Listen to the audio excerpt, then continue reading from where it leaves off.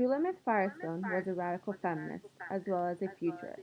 In her book, The Dialect of Sex, Firestone envisioned a utopian society where men and women are entirely equal. To achieve this, she argued that the battle of sexes had to end. Thus, gender was to be eliminated entirely. Firestone theorized that at the core of gender and equality was an accident of biology. Physiologically, women are the ones capable of carrying babies. As a result, all gender roles are rooted from this fact. Therefore, if pregnancy and childbirth are eliminated, gender can be eliminated as well.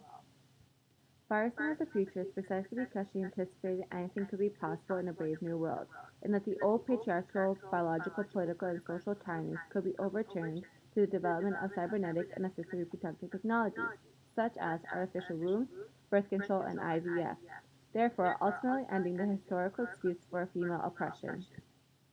Throughout the presentation, I will argue that Firestone's vision for a society where the distinction between men and women is indistinct, where artificial reproduction and cybernation break down the misfortunes that are brought by patriarchal social structures and biological families, is possible yet implausible. What makes the concept compelling is the fact that information technology is becoming increasingly developed and widely available. Firestone establishes two forms of division of labor. First, she notes Frederick Engel's original division of labor, where he indicates it to be between a man and a woman for the purpose of child breeding, where within the family, the husband is the owner, the wife is the means of production, and the child is the laborer. Firestone ultimately attempts to eliminate this division. Throughout her book, Firestone alluded to the idea of a cyborg, a metaphor which Donna Haraway emphasized in her A Cyborg Manifesto.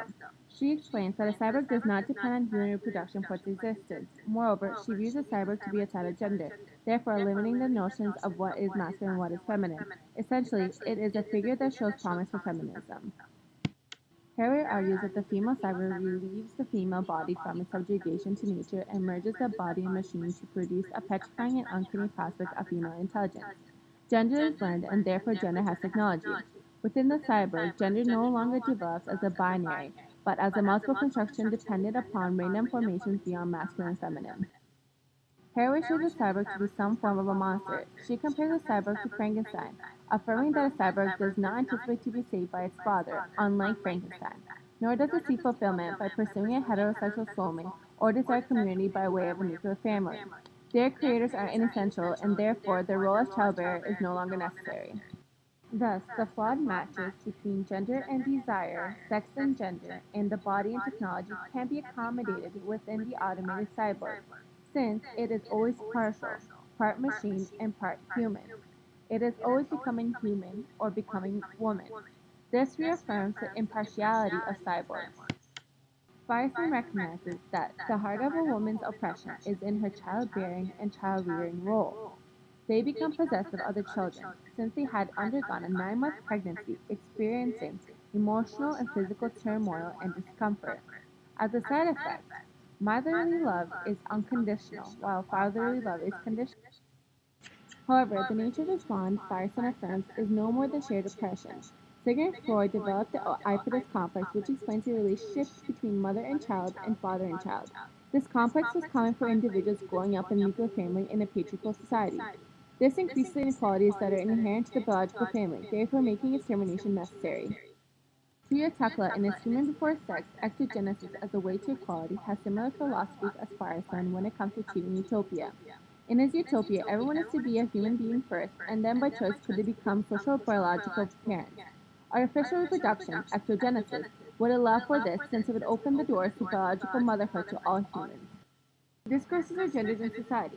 Therefore, by removing a woman's reproductive biology from the system through the use of artificial wombs ectogenesis, she is no longer bound to sexual imbalances of power, ultimately allowing the gestation process to occur outside the womb. As a result, genital differences among individuals with privileges one sex over another would no longer culturally matter. This separation would enable children to be born to both sexes equally or independently of either. This would then create a classless society where every individual's interests would be synonymous with those of the larger society.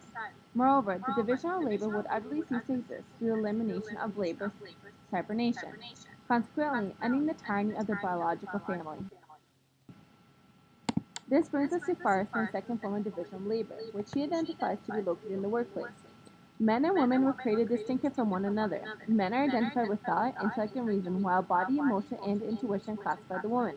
This creates a patriarchal system where the woman is forced into her female role and is rejected as an equal, therefore engendering discrimination in the workplace. To lift this taboo, Firestone suggests cybernation as a means to an end. Cybernetics in itself is a science of control, a notion that does not depend on the domination of an external object. Firestone recognizes that there are neutral bodies distinct from social relations, and as a result, she is prepared for the total control of now alienated bodies in a machine determined future. Technology of intelligence may now be interwoven with the technology of gender. Ergo, cybernetics allows humanity to master nature in its entirety, since the control of new technology would permit the replacement of the destroyed natural balance with the establishment of new equilibrium between man and his new artificial environment. Cybernetics will seize the work function through the use of complex machines, and these machines will equal or even surpass man in his thinking and problem solving. With cybernation, no one will be bringing home the bacon, since job discrimination would no longer have grounds in a state where machines do work better than any human being. Thus, machines act as equalizers, eliminating the class system that is founded on exploitation of labor. The thought behind cybernation as a useful tool for the liberation of women has its merits. However, I would have to maintain that although Firestone made convincing arguments as to how to end the tyranny of women, human nature is still innate.